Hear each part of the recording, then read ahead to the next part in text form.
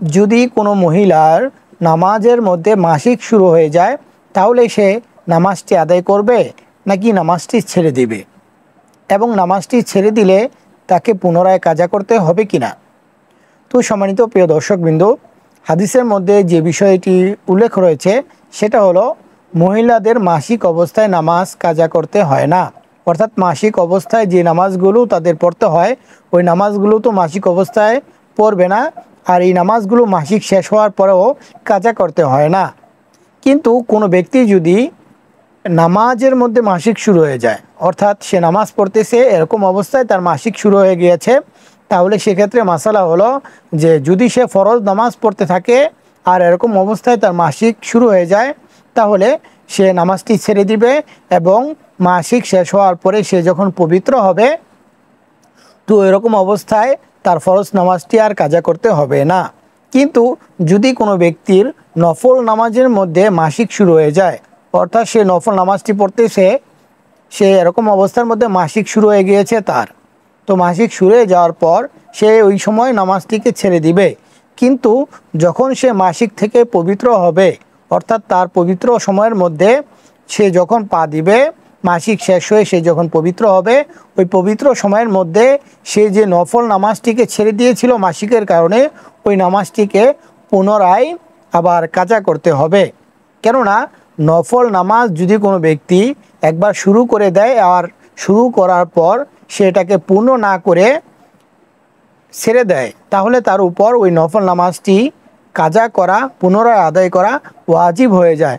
তো সেজন্য সে যদি নফল নামাজটি পড়ার সময় মাসিক শুরু হয় আর এই নফলের মধ্যে সে মাসিক শুরু হওয়ার কারণে নফল নামাজটি ছেড়ে দিবে, কিন্তু মাসিক শেষ হওয়ার পর সে যখন পবিত্র সময়ের মধ্যে থাকবে ওই সময় তার এই নফল নামাজটি কাজা করে নিতে হবে।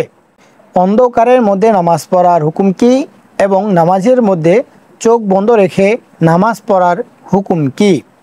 তো সম্মানিত প্রিয় দর্শকবৃন্দ, যদি আপনি অন্ধকারের মধ্যে নামাজ পড়েন তাহলে একটি জিনিস আপনাকে অবশ্যই লক্ষ্য রাখতে হবে যে আপনি অন্ধকারে থাকা সত্ত্বেও যদি আপনি কেবলাটিকে নির্দিষ্ট করতে পারেন, অর্থাৎ আপনি যে দিকে মুখ করে নামাজ পড়তেছেন ওই দিকটা যদি কেবলার দিক হয়ে থাকে এবং এটা নির্দিষ্ট আপনি জানেন যে এটাই কেবলার দিক, তাহলে সেক্ষেত্রে আপনি অন্ধকারে নামাজ পড়তে পারবেন, আপনার নামাজের কোনো ক্ষতি হবে না বা নামাজের কোনো সমস্যা হবে না। তো সম্মানিত প্রিয় দর্শকবৃন্দ, নামাজের মধ্যে হুজুর পাক সাল্লাল্লাহু আলাইহি সাল্লাম হাদিসের মধ্যে যে সমস্ত বর্ণনা দিয়েছেন ওই সমস্ত বর্ণনার মধ্যে পাওয়া যায় যে নামাজের মধ্যে নামাজরত ব্যক্তির দৃষ্টি থাকবে সেজদার স্থানের দিকে, অর্থাৎ সে যে দিকে চেয়ে থাকবে সেটা হলো সেজদার স্থান। অর্থাৎ এই হাদিসের মাধ্যমে বোঝা যায় যে নামাজের মধ্যে চোখ খোলা রেখে নামাজ পড়তে হবে। যদি কোনো ব্যক্তি নামাজের মধ্যে চোখ বন্ধ রেখে নামাজ পড়ে সেক্ষেত্রে কিছু কিছু উলামায়ে কেরামগণ বলেছেন যে তার নামাজটি মাকরুহ হবে।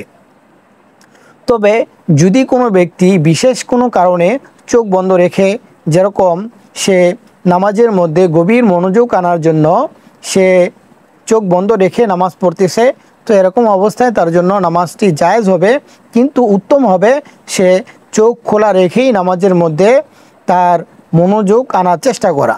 যদি চোখ খোলা রেখেই সে নামাজের মধ্যে মনোযোগটি আনতে পারে সেটা তার জন্য উত্তম হবে, কিন্তু মনোযোগ আনার জন্য যদি সে চোখ বন্ধ করে নামাজ পড়ে তাহলেও তার নামাজটি হয়ে যাবে। আবার অনেকেই প্রশ্ন করে থাকেন যে সিজদার মধ্যে গিয়ে আপনি চোখ বন্ধ করে নামাজ পড়লে নামাজের হুকুম কি। তো সম্মানিত প্রিয় দর্শকবৃন্দ, সিজদাটি যেহেতু নামাজের অন্তর্ভুক্ত, অর্থাৎ নামাজের মধ্যেই আপনি রয়েছেন, তো সিজদার মধ্যে গিয়ে নামাজ পড়াটা চোখ বন্ধ রেখে একই হুকুমের মধ্যে পড়ে।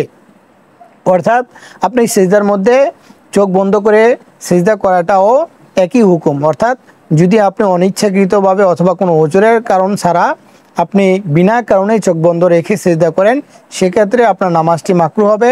আর যদি কোনো বিশেষ কারণে, অর্থাৎ আপনার শারীরিক কোনো কারণে অথবা আপনার মনোযোগ আনার জন্য আপনি এই কাজটি করে থাকেন সেক্ষেত্রে জায়েজ হবে। নামাজের মধ্যে আমরা যখন সিজদায় যাই তো সিজদার মধ্যে যাওয়ার পর আমরা অনেকেই আমাদের দু পা মাটি থেকে উপরে উঠিয়ে ফেলি, অর্থাৎ নামাজের মধ্যে সেজদায় গিয়ে যদি কেউ উভয় পা জমিন থেকে উঠিয়ে ফেলে তাহলে তার নামাজের হুকুম কি? তো সম্মানিত প্রিয় দর্শকবৃন্দ, নামাজের মধ্যে উভয় পা জমিনে রাখা এটা সুন্নতে মুআক্কাদা। যদি কোনো ব্যক্তি নামাজের মধ্যে উভয় পা জমিন থেকে উঠিয়ে ফেলে তাহলে তার নামাজ নষ্ট হয়ে যাবে। কিন্তু যদি এমন হয় যে সে নামাজের মধ্যে উভয় পা জমিনের মধ্যে রেখেছে খুবই সামান্য সময়, অর্থাৎ সে সেজদাতে যাওয়ার পর তার উভয় পা জমিনের মধ্যে রেখেছে এক তাসবিহ পরিমাণ সময় সে জমিনের মধ্যে পা রাখার পর উভয় পা জমিনের মধ্যে উঠিয়ে ফেলেছে, তাহলে তার নামাজ নষ্ট হবে না। যদি এক তাসবিহ পরিমাণ সময়ও তার জমিনের মধ্যে পা না থাকে তাহলে তার নামাজটি নষ্ট হয়ে যাবে। তো সেজন্য আমরা অবশ্যই লক্ষ্য করব যেন আমাদের নামাজের মধ্যে উভয় পা জমিনের মধ্যে থাকে। তো আরেকটি বিষয় সেটা হলো যে ইচ্ছাকৃতভাবে যদি কোনো ব্যক্তি এরকমটা করে যে সে নামাজের মধ্যে সিজদার মধ্যে যাওয়ার পর উভয় পা জমিন থেকে উঠিয়ে ফেলে, হয় তা সাথে সাথে হোক অথবা সে এক তাসবিহ পরিমাণ রাখার পর ইচ্ছাকৃতভাবে উভয় পা জমিন থেকে উঠিয়ে ফেলল, এই জিনিসটা করাটা মাকরুহ হবে। আমরা অনেকেই নামাজের মধ্যে টুপি ফেলে দেই, চাই সেটা আমাদের ইচ্ছাকৃতভাবে হোক অথবা অনিচ্ছাকৃতভাবে। অনেক সময় দেখা যায় যে আপনি রুকুতে গিয়েছেন, রুকুতে থাকা অবস্থায় আপনার টুপিটি পরে গিয়েছে। অনেক সময় সেজদাতে গিয়েছেন, সেজদাতে যাওয়ার অবস্থায় আপনার টুপিটি পরে গিয়েছে। এখন এক্ষেত্রে দুরকম মানুষ পাওয়া যায়। কিছু কিছু মানুষ আছে যারা টুপিটিকে নিয়ে মাথার মধ্যে পরে, আবার অনেকে আছে যারা টুপিটিকে যে জায়গায় পড়েছে ওই জায়গায় রেখে সে নামাজ পড়তে থাকে। এখন আপনার জন্য করণীয় কি? আপনি কি টুপিটিকে পরবেন? পরাটা উত্তম হবে, নাকি না পরে টুপি ছাড়াই আপনি নামাজটা আদায় করবেন? তো সম্মানিত প্রিয় দর্শকবৃন্দ, আমাদের যখন নামাজের মধ্যে টুপি পরে যাবে, আমরা এই ক্ষেত্রে একটা জিনিস অবশ্যই লক্ষ্য করব যে ইচ্ছাকৃতভাবে কিন্তু আমরা এই জিনিসটি করব না। যদি অনিচ্ছাকৃতভাবে আমাদের নামাজের মধ্যে টুপিটি পরে যায় তাহলে আমরা টুপিটিকে উঠাবো, এটাই হলো উত্তম। তবে ওঠানোর ক্ষেত্রে যে জিনিসটি আপনাকে করতে হবে সেটা হলো যে আপনি যখন জমিন থেকে টুপিটা উঠাবেন তো ওঠানোর সময় আপনি বসা অবস্থায় উঠাবেন। যদি রুকুতে থাকা অবস্থায় আপনার টুপিটি পরে যায় তাহলে সিজদাতে যাওয়া অবস্থায় আপনি টুপিটিকে মাথায় দিতে পারবেন, অথবা সিজদাতে না থাকা অবস্থায় কিন্তু বসে রয়েছেন এরকম কোনো অবস্থায় আপনি টুপিটিকে জমিন থেকে নিয়ে মাথায় দিতে পারবেন। তবে এই যে আপনি জমিন থেকে টুপিটিকে মাথায় দিবেন, এক্ষেত্রে একটি জিনিস অবশ্যই লক্ষণীয়, যেটা যদি আপনি লক্ষ্য না করেন আপনার নামাজ নষ্ট হয়ে যাবে। সেটা হলো যে টুপিটিকে আপনি এরকমভাবে উঠাবেন যেন সেটা এক হাতে হয়, এমন যেন না হয় দু হাতে মিলিয়ে আপনি টুপিটাকে উঠালেন আর সেটা মাথায় দিলেন, অনেক কাজ করলেন, টুপি ভাঁজ করলেন। এই বিভিন্ন কাজের কারণে কিন্তু আপনার নামাজের মধ্যে আমলে কাসির হয়ে যাবে। তো সেই জন্য অবশ্যই লক্ষ্য করতে হবে যে টুপি উঠাতে গিয়ে যেন আমলে কাসিরটা না হয়। আর আমলে কাসির কাকে বলে এই জিনিসটা আমরা পূর্বের ভিডিওর মধ্যে দিয়েছি, তারপরও বলে দিচ্ছি যে আমলে কাসির হলো এমন কোনো কাজ করা নামাজের ভিতর যে কাজ করলে বাহিরের একজন যে নামাজরত নয় এমন কোনো ব্যক্তি যদি আপনাকে দেখে তাহলে মনে করবে যে আপনি নামাজ ছাড়া অন্য কোনো কাজ করতেছেন। যদি এরকম দেখা যায় তাহলে আপনার কাজটি হবে আমলে কাসির। তো সেই জন্য আমলে কাসিরের কারণে কিন্তু নামাজ নষ্ট হয়ে যায়। তো আমরা আমলে কাসির থেকে বিরত থাকব। যদি আমরা আমলে কলিল অর্থাৎ সামান্য কিছু কাজের মাধ্যমে আমরা টুপিটিকে পরে ফেলি, এক্ষেত্রে আমাদের নামাজ নষ্ট হবে না, বরং এটা করাটা আরও উত্তম হবে। অনেকেই জানতে চান বা প্রশ্ন করে থাকেন যে বিতির নামাজের পরে এরকম কোনো সুন্নত আছে বা নফল নামাজ আছে যে নামাজটি বসে বসে আদায় করা উত্তম, অথবা হুজুরে পাক সাল্লাল্লাহু আলাইহি সাল্লাম থেকে এমন কোনো নফল নামাজ আছে যেটা বিতিরের পর বসে বসে আদায় করা যায়? তো সম্মানিত প্রিয় দর্শকবৃন্দ, এই প্রশ্নের উত্তরে আমরা বলবো যে এশার নামাজের সময় যখন আপনি এশার নামাজটি আদায় করলেন, এশার নামাজ আদায় করার পরে বিতিরের নামাজ আদায় করলেন, অথবা বিতিরের পূর্বেও আপনি এই নফল নামাজটি আদায় করতে পারবেন। এখন যে নফল নামাজের কথা বর্ণিত রয়েছে হাদিসের মধ্যে যে সেটি কি আপনি বসে বসে আদায় করবেন নাকি দাঁড়িয়ে দাঁড়িয়ে আদায় করবেন? বসে আদায় করা উত্তম নাকি দাঁড়িয়ে আদায় করা উত্তম? এ বিষয়ে হাদিসের মধ্যে রয়েছে হুজুরে পাক সাল্লাল্লাহু আলাইহি ওয়াসাল্লাম এশারের পর যখন বিতির নামাজ পড়তেন, বিতির নামাজের পরে অথবা বিতির নামাজের আগে তিনি বসে বসে নফল নামাজ আদায় করতেন। তো বসে বসে যে 2 রাকাত নফল নামাজ আদায় করতেন, এই নফল নামাজটি হুজুরে পাক সাল্লাল্লাহু আলাইহি সাল্লাম বসে বসে করতেন। এখন এর দ্বারা বোঝা যায় যে নফল নামাজ হলো এরকম একটি নামাজ যে নামাজটি বসে বসে আদায় করা যায় এবং দাঁড়িয়েও আদায় করা যায়। এখন আপনি কিভাবে আদায় করবেন? তো সেক্ষেত্রে বলবো যে আপনি যদি সক্ষম হন দাঁড়ানোর ক্ষেত্রে, অর্থাৎ দাঁড়াতে পারেন এরকম কোনো ব্যক্তি, দাঁড়িয়ে নামাজ আদায় করাটাই উত্তম হবে। যদি আপনি কোনো ওজরের কারণে বসে বসে নামাজ আদায় করতে চান, তাহলেও আপনি বসে বসে নামাজ আদায় করতে পারবেন। কিন্তু এখানে কথা হলো যে হুজুরে পাক সাল্লাল্লাহু আলাইহি সাল্লাম হাদিসের মধ্যে যেটা রয়েছে যে বসে বসে নামাজ আদায় করেছেন, এই জিনিসের ক্ষেত্রে ফোকাহে কেরামগণ 2টি বিষয় উল্লেখ করেছেন। কোনো ফোকাহে কেরামগণ বলেছেন যে হুজুরে পাক সাল্লাল্লাহু আলাইহি সাল্লাম বসে বসে যে 2 রাকাত নামাজ পড়েছেন, এর দ্বারা বুঝিয়েছেন যে নফল নামাজ বসে বসে আদায় করাও যায়। তো সেই জন্য নফল নামাজটি বসে বসে আদায় করাটাই উত্তম হবে। আবার কিছু কিছু ফোকাহে কেরামগণ বলেছেন যে নফল নামাজ যেটা হুজুরে পাক সাল্লাল্লাহু আলাইহি সাল্লাম বসে বসে আদায় করেছেন, সেটা এই জন্য পড়েছেন যে হুজুরে পাক সাল্লাল্লাহু আলাইহি সাল্লাম শেষ বয়সে যখন বৃদ্ধ হয়ে গিয়েছিলেন, ওই সময় হুজুরে পাক সাল্লাল্লাহু আলাইহি সাল্লাম দাঁড়ানোর ক্ষেত্রে একটু কষ্টকর হতো। কেননা হুজুরে পাক সাল্লাল্লাহু আলাইহি সাল্লাম যখন কোরআন তেলাওয়াত করতেন নামাজের মধ্যে, তো দীর্ঘ সময় কোরআন তেলাওয়াত করতেন। তো দীর্ঘ সময় কোরআন তেলাওয়াত করলে সেটা দাঁড়িয়ে দাঁড়িয়ে দীর্ঘ সময় কোরআন তেলাওয়াত করাটা খুবই কষ্টকর।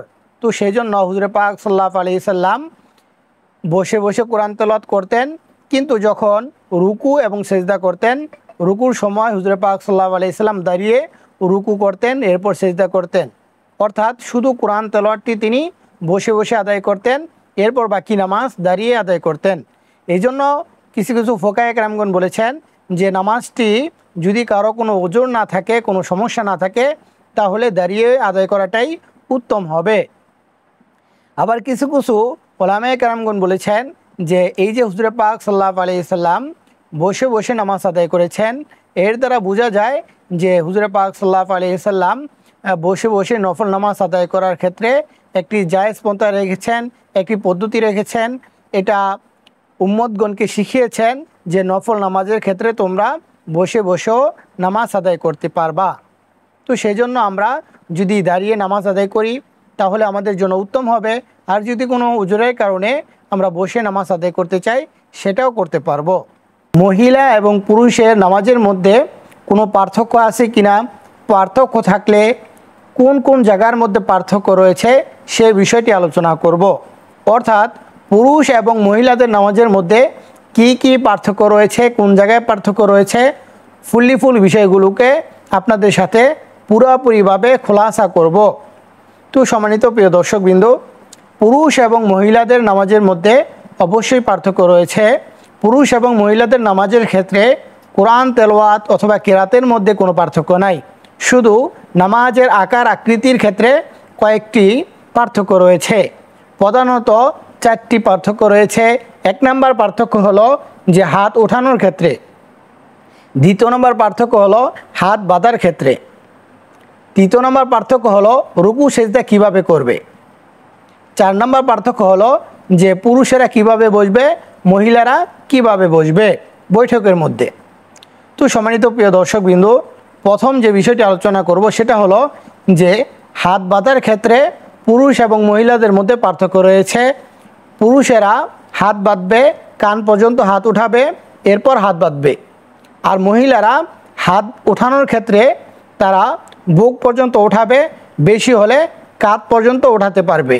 আর এই তাদের যে হাতটি রয়েছে সেই হাতটি শরীরের সাথে লেগে থাকবে। তারা খুব জড়সড় হয়ে তারা হাতটি উত্তোলন করবে। কিন্তু পুরুষের ক্ষেত্রে হলো যে তারা হাতটাকে প্রসারিত করে কান পর্যন্ত নিয়ে গিয়ে এরপর হাত বাঁধবে। দ্বিতীয় নম্বর যে পার্থক্যটি রয়েছে সেটা হলো এই যে আমরা হাত বাঁধলাম, এই হাতটা আমরা কোথায় বাঁধবো? তো সেক্ষেত্রে বলবো পুরুষের ক্ষেত্রে মাসালা হলো যে তারা হাতটি বাঁধবে নাভির নিচে, আর মহিলাদের ক্ষেত্রে মাসালা হলো যে তারা হাতটি বাঁধবে বুকের উপর। তো বুকের উপর যখন মহিলারা বাঁধবে এটা তাদের জন্য উত্তম হবে, আর পুরুষদের জন্য উত্তম হবে যে তারা নাভির নিচে হাত বাঁধবে। তৃতীয় নম্বর যে পার্থক্যটি রয়েছে সেটা হলো যে রুকু এবং সিজদা করার ক্ষেত্রে। রুকু করার ক্ষেত্রে সাধারণত পুরুষেরা একটু ফাঁকা শোকা হয়ে রুকুটি করবে, আর মহিলাদের ক্ষেত্রে হলো যেহেতু তাদের পর্দার বিধানটি বেশি, তো সেই জন্য তারা একটু জড়োসড়ো হয়ে লেগে লেগে তারা রুকুটি করবে। সেজদার ক্ষেত্রেও পার্থক্য রয়েছে। সেজদার ক্ষেত্রে খুবই বেশি পার্থক্য, সেটা হলো যে পুরুষদের জন্য সেজদা করতে হবে যখন আপনি সেজদার জন্য হাতটিকে রাখবেন মাটিতে, রাখার পর এই অংশটাকে আপনার মাটি থেকে পৃথক রাখতে হবে, অর্থাৎ উপরে রাখতে হবে, এই অংশটাকে মাটিতে লাগানো যাবে না। এবং যখন আপনি সেজদা করবেন, সেজদা করার সময় আপনার বুক মাটি থেকে উপরে থাকবে, আপনার হাত বগল থেকে একটু খোলা প্রসারিত থাকবে। কিন্তু মহিলাদের ক্ষেত্রে পার্থক্য হলো যে তারা যখন সেজদা করবে, সেজদা করার সময় তাদের এই হাতটাকে যখন এইভাবে রাখবে, রাখার সাথে সাথে এই অংশটাকেও জমিনের সাথে মিশিয়ে দিবে, অর্থাৎ পুরো হাতটাকে তারা জমিনের সাথে মিশিয়ে দিবে। এবং যখন সেজদা করতে যাবে তাদের বসার ধরনটা হবে যে তাদের উভয় পা ডান দিকে তারা বের করে দিবে, অর্থাৎ এক পাকে অপর পায়ের সাথে মিলিয়ে, রান দুটাকে একসাথে মিলিয়ে রানের যেই অংশটা রয়েছে একসাথে মিলিয়ে যাবে এবং নিতম্বের উপর বসবে, আর পায়ের যে অংশটি রয়েছে সেটা তারা ডান দিকে মোড় দিয়ে দিবে। তো ডান দিকে পা বের করে নিতম্বর উপর বসে তারা সেজদা করবে, আর পুরুষেরা তারা ডান পা এবং বাম পা উভয়টাকে খাড়া রেখে সেজদা করবে। এবং বসার ক্ষেত্রে আরেকটি পার্থক্য হলো যে এই যে পুরুষেরা বসতেছে, পুরুষেরা যখন বৈঠকের মধ্যে বসবে, বৈঠকের মধ্যে বসার ক্ষেত্রে যে পার্থক্যটি রয়েছে সেটা হলো যে পুরুষেরা বৈঠকের মধ্যে ডান পাকে সোজা রাখবে আর বাম পায়ের উপর বসবে। আর মহিলারা কিভাবে বসবে বৈঠকের মধ্যে? মহিলারা বসবে উভয় পা ডান দিকে বের করে দিয়ে নিতম্বের উপর বসবে। সেজদার মধ্যে যেরকমভাবে তারা সেজদা করেছিল, নিতম্বের উপর বসে এরপর সেজদাতে গিয়েছিল। আর বসার ক্ষেত্রেও 4 নম্বর যে পার্থক্যটি সেটা হলো যে তারা যখন বসবে, বসার সময় নিতম্বের উপর বসবে এবং উভয় পা ডান দিক দিয়ে বের করে দিবে। আর পুরুষের ক্ষেত্রে হলো যে তারা ডান পাকে সোজা রাখবে আর বাম পায়ের উপর বসবে। তো এই হলো পুরুষ এবং মহিলাদের মধ্যে নামাজের পার্থক্য। আল্লাহ রাব্বুল আলামিন আমাদের সকলকে এই মাসালাগুলোকে সুন্দরভাবে বুঝে আমল করার তৌফিক দান করুন, আমিন। নামাজের মধ্যে রুকু সেজদাতে যদি কোনো ব্যক্তি 3 বারের কম তাসবিহ পাঠ করে তাহলে তার নামাজের কোনো ক্ষতি হবে কিনা? অর্থাৎ রুকুতে আমরা যে তাসবিহটি পড়ে থাকি সুবহানা রাব্বিয়াল আযীম, সুবহানা রাব্বিয়াল আযীম, সুবহানা রাব্বিয়াল আযীম, এটা যদি 3 বারের কম পড়ি তাহলে আমাদের নামাজের কোনো ক্ষতি হবে কিনা? অথবা সিজদাতে যে তাসবিহটি পড়ে থাকি সুবহানা রাব্বিয়াল আ'লা, সুবহানা রাব্বিয়াল আ'লা, সুবহানা রাব্বিয়াল আ'লা, এটা যদি আমরা 3 বারের কম পড়ি তাহলে আমাদের নামাজের কোনো ক্ষতি হবে কিনা বা নামাজ নষ্ট হয়ে যাবে কিনা? তো সম্মানিত প্রিয় দর্শকবৃন্দ, নামাজের মধ্যে তাসবিহ পাঠ করা, রুকুতে রুকু তাসবিহ, সিজদাতে সিজদা তাসবিহ, এগুলো পাঠ করা হলো সুন্নাত। আর যে 3 সংখ্যার কথাটি বলেছি এ বিষয়ে যে হাদিসের মধ্যে পাওয়া যায় সেটা হলো নামাজের মধ্যে রুকুতে রুকু তাসবিহ, সিজদাতে সিজদা তাসবিহ এগুলোকে 3 বার নয় বরং বেজোড় সংখ্যা পড়াটা হলো মুস্তাহাব। চাই সেটা 3 বার হোক, 5 বার হোক অথবা 7 বার হোক, 3 বার 5 বার অথবা 7 বার এরকম বেজোড় সংখ্যাটা পড়া হলো মুস্তাহাব। যদি কোনো ব্যক্তি কোনো কারণে, কোনো ওজরের কারণে 3 বারের কম তাসবিহ পাঠ করে তাহলে তার নামাজটি হয়ে যাবে। কেননা তাসবিহ পাঠ করাটা হলো সুন্নাত এবং 3 বার অথবা বেজোড় সংখ্যাটি পাঠ করাটি হলো মুস্তাহাব। আর নামাজ না হওয়ার কারণ হলো যদি কোনো ব্যক্তি নামাজের মধ্যে যে সমস্ত ফরজগুলো থাকে অথবা ওয়াজিবগুলো থাকে সেগুলো আদায় যদি কোনো ঘাটতি থাকে তাহলে তার নামাজ নষ্ট হয়ে যায়। কিন্তু রুকুর তাসবিহ পড়াটা যেহেতু সুন্নাত এবং 3 বার অথবা 5 বার অথবা 7 বার বেজোড় সংখ্যাটা পড়া যেহেতু মুস্তাহাব, তো সেজন্য নামাজ নষ্ট হবে না। কিন্তু যদি কোনো ব্যক্তি ইচ্ছাকৃতভাবে 3 বারের কম এই তাসবিহটি পড়ে থাকে তাহলে সেক্ষেত্রে মাকরুহে তানজিহি হবে, অর্থাৎ তার সওয়াবটি কম হবে কিন্তু নামাজ হয়ে যাবে। অনেক সময় মসজিদের মধ্যে দেখা যায় যে অনেক মুসল্লি নামাজ পড়তেছেন গেঞ্জি পরে, শার্ট পরে, প্যান্ট পরে। তো ওই সমস্ত মুসল্লিদের রুকুতে যাওয়ার সময় অথবা সিজদাতে যাওয়ার সময় প্যান্ট নাভি নিচে চলে যায় এবং শার্ট নাভি উপর চলে যায়, অর্থাৎ প্যান্টের এবং শার্টের মাঝখানে কিছু অংশ ফাঁকা থেকে যায় অথবা প্যান্টের এবং গেঞ্জির মাঝখানে কিছু অংশ ফাঁকা থেকে যায়। অর্থাৎ গেঞ্জিটি যদি শর্ট হয় এবং প্যান্টটি যদি লুজ থাকে তাহলে দেখা যায় অনেক সময় প্যান্টের এবং গেঞ্জির মাঝখানে কোমরের কিছু অংশ অথবা নাভির কিছু অংশ দেখা যায়। তো এরকম অবস্থায় নামাজ পড়লে নামাজ আদায় হবে কিনা? তো সম্মানিত প্রিয় দর্শকবৃন্দ, আমাদেরকে একটি জিনিস অবশ্যই জানতে হবে, মুসলমান হিসেবে যে জিনিসটি জানা দরকার সেটা হলো যে প্রত্যেকটি পুরুষের জন্য তার সতর হলো নাভি থেকে নিয়ে হাঁটুর নিচ পর্যন্ত, অর্থাৎ নাভি থেকে নিয়ে হাঁটুর নিচ পর্যন্ত এতটুকু অংশ ডেকে রাখা এটা সর্ব অবস্থায় ফরজ। চাই সে নামাজের ভিতরে থাকুক অথবা নামাজের বাইরে থাকুক, যে কোনো অবস্থায় তার নাভি থেকে নিয়ে হাঁটুরের নিচ পর্যন্ত এতটুকু অংশ ডেকে রাখা হলো ফরজ। তাই যদি কোনো ব্যক্তি নাভি থেকে নিয়ে হাঁটু নিচ পর্যন্ত এতটুকু অংশ নামাজের মধ্যে খোলা থাকে তাহলে কিন্তু তার নামাজ নষ্ট হয়ে যাবে। কিন্তু আমাদের যে বিষয়টি রয়েছে যে নাভি এবং কোমরের মাঝে যে অংশটা দেখা যায়, অর্থাৎ যদি আমরা শর্ট গেঞ্জি পরি এবং প্যান্ট পরি তো মাঝে মাঝে কিছু কিছু লোক দেখা যায় যে তাদের কোমরের মাঝখানের যে অংশটি দেখা যায় এই অংশটা খোলা থাকলে নামাজ হবে কিনা। তো সম্মানিত প্রিয় দর্শকবৃন্দ, এক্ষেত্রে আমাদেরকে দেখতে হবে যে তাদের প্যান্টটা নাভির নিচে চলে গিয়েছে কিনা এবং তাদের যে শার্টটা রয়েছে অথবা গেঞ্জিটা রয়েছে তা নাভি থেকে উপরে উঠে গিয়েছে কিনা। যদি এরকম হয়ে যায় যে নাভির থেকে নিচে পড়ে গিয়েছে প্যান্টটা এবং গেঞ্জিটাও নাভি থেকে উপরে চলে গিয়েছে এবং মাঝখানে যে অংশটা দেখা যাচ্ছে সেটা যদি এরকম অবস্থায় থাকে যে আপনি রুকুতে গিয়েছেন, পুরা রুকুটাই আপনার এরকম খোলা অবস্থায় হয়েছে, অথবা সিজদাতে গিয়েছেন পুরো সিজদাটাই আপনার এরকম খোলা অবস্থা হয়ে গিয়েছে, তাহলে সেক্ষেত্রে কিন্তু আপনার নামাজটি নষ্ট হয়ে যাবে। কিন্তু যদি এমন হয় যে কোনো একটি সময় আপনার রুকুতে গেছেন, রুকুতে যাওয়ার সাথে সাথে আপনার এরকম একটা অবস্থা হয়েছে যে প্যান্টটা নিচে চলে গেছে, তো সাথে সাথে আপনি প্যান্টটা উপরে উঠিয়ে ফেললেন অথবা গেঞ্জিটা নিচে নামিয়ে ফেললেন, যদি এটা আপনার সামান্য সময়ের জন্য হয় তাহলে কিন্তু নামাজ নষ্ট হবে না। আর যদি এমন হয় যে আপনি রুকুতে গেছেন, তো রুকুতে যাওয়ার পর পুরো রুকুটাই আপনি এরকম প্যান্ট এবং গেঞ্জির মাঝখানে যে অংশটা দেখা যায় ওই অংশটা খোলা থাকা অবস্থায় আপনি নামাজটি পূর্ণ করেছেন, অথবা এরকম সময় অতিবাহিত হয়ে গিয়েছে যে 3 বার সুবহানা রব্বিয়াল আলা অথবা সুবহানা রব্বিয়াল আযীম এরকম 3 বার বলা যায়, এতটুকু সময় নামাজের ভিতর আপনার ওই অংশটা খোলা ছিল, তাহলে কিন্তু আপনার নামাজটি নষ্ট হয়ে যাবে।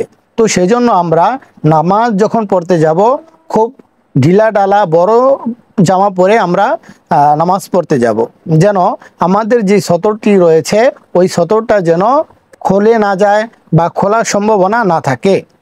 আর যদি কোনো ব্যক্তি এরকম খোলা অবস্থার মধ্যে নামাজ পড়েই ফেলে তাহলে তার জন্য করণীয় হলো, যেহেতু তার নামাজটি নষ্ট হয়ে গিয়েছে তাই পুনরায় সে আবার নামাজ পড়ে নেবে। আমাদের সমাজে অথবা আমাদের গোত্রের মধ্যে অথবা আমাদের যারা ইসলামিক মাইন্ডের আছেন সকলেই এই বিষয়টি জানেন অথবা অনেকেই জানেন না, কিন্তু অধিকাংশই এই প্রশ্নটি করে থাকে যে হুজুর, শরীরের মধ্যে যদি নামাজরত অবস্থায় 3 বার চুলকানো হয় তিনবার চুলকালে নামাজ নষ্ট হয়ে যায়, এই জিনিসটি অধিকাংশ ক্ষেত্রে আমরা শুনে থাকি। তো কি পরিমাণ বা কি শর্তের কারণে যদি নামাজের মধ্যে তিনবার চুলকানো হয় তাহলে নামাজ নষ্ট হয়ে যায়?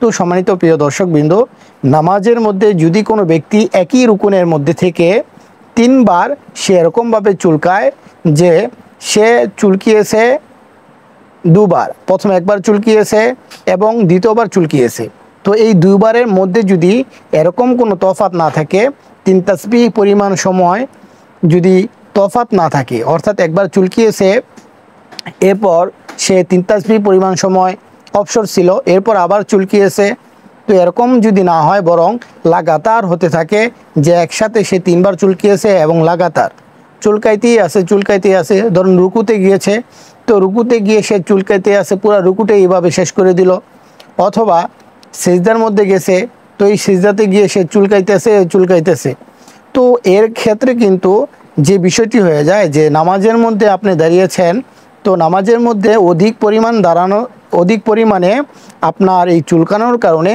আপনার কিন্তু আমলে কাসির হয়ে যায়, আর আমলে কাসির হয়ে গেলে সেক্ষেত্রে কিন্তু আপনার নামাজটি নষ্ট হয়ে যাবে। তবে হ্যাঁ, যদি কোনো ব্যক্তি এমন হয় হালকা পাতলা চুলকিয়েছে যে সাধারণভাবে, তাহলে কিন্তু তার নামাজটি নষ্ট হবে না।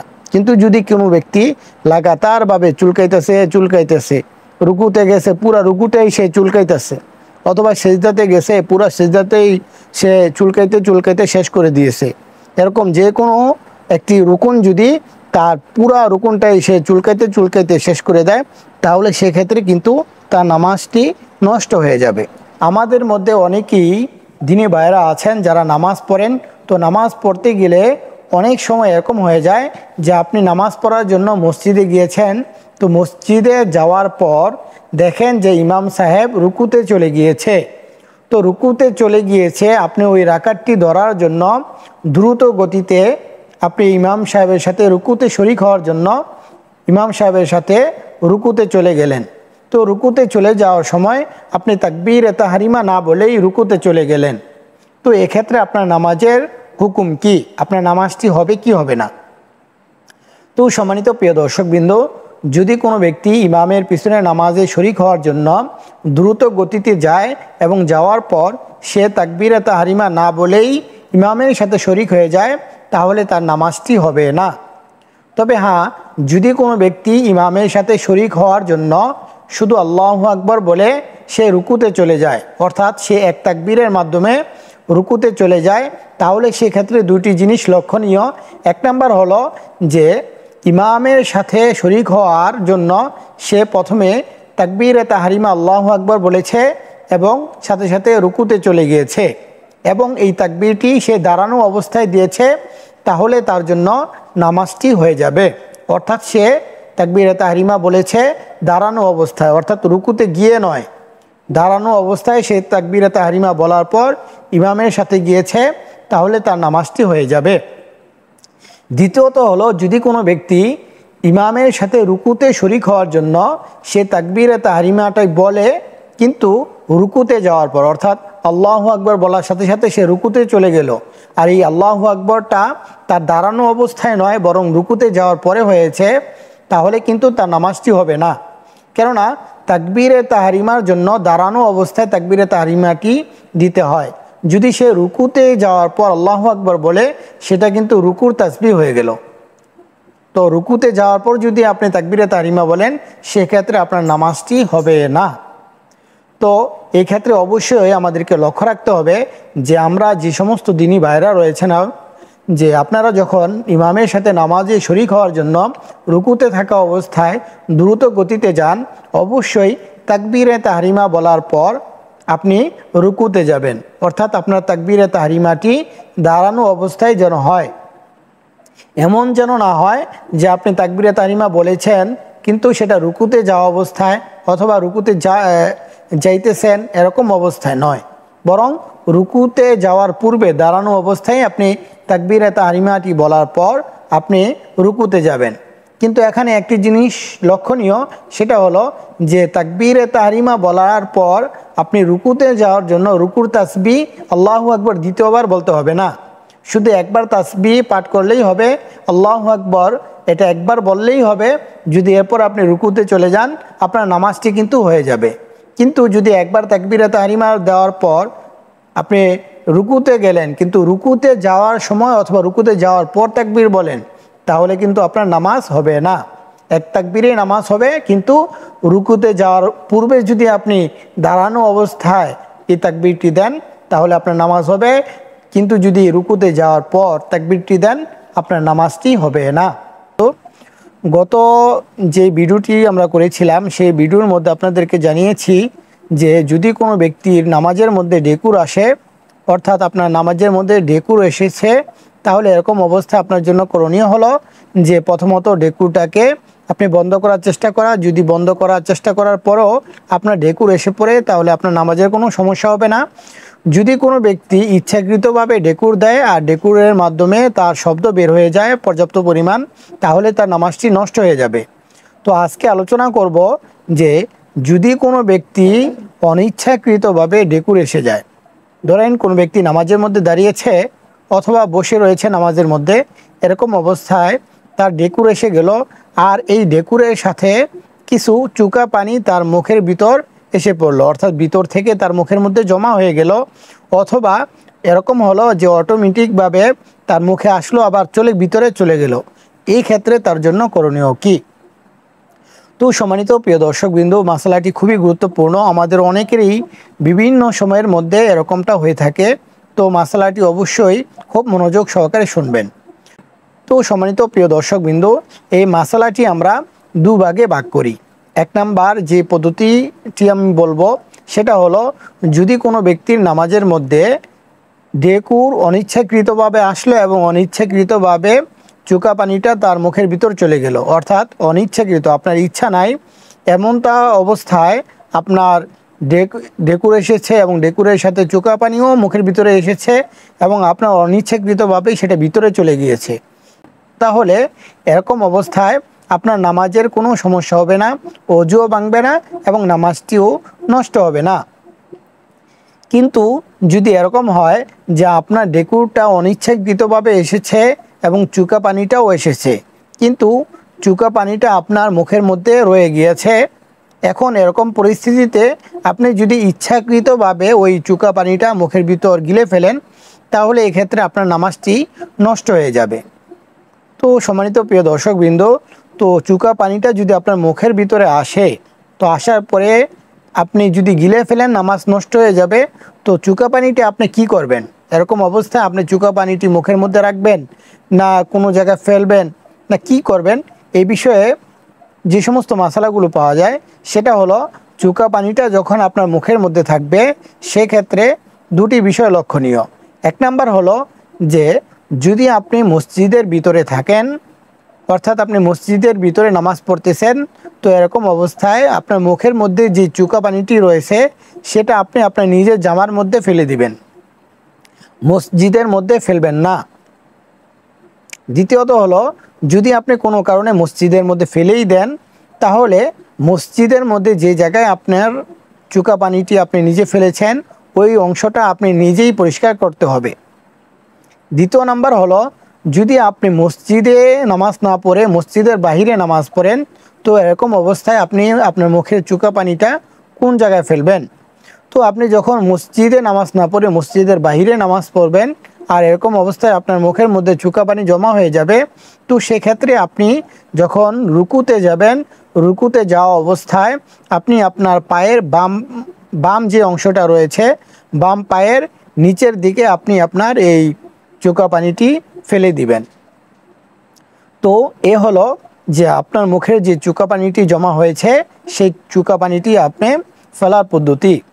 যদি আপনি ইচ্ছাকৃতভাবে জামার মধ্যে না ফেলে অথবা আপনার আপনার বাম পায়ের যেই নিচতলা রয়েছে ওই নিচের অংশতে আপনি যদি চুকা পানিটি না ফেলান বরং মুখের মধ্যেই আপনি পুনরায় গিলে ফেলেন, তাহলে কিন্তু আপনার নামাজটি অবশ্যই নষ্ট হয়ে যাবে। আর যদি এরকম করে থাকেন তাহলে পুনরায় আপনার নামাজটিকে আদায় করতে হবে। এই বিষয়ে ফতোয়া রয়েছে ফতোয়ায়ে হিন্দিয়া 1 নম্বর খণ্ড 161 নম্বর পৃষ্ঠা, ফতোয়ায়ে তাতারখানিয়া 2 নম্বর খণ্ড 240 নম্বর পৃষ্ঠা।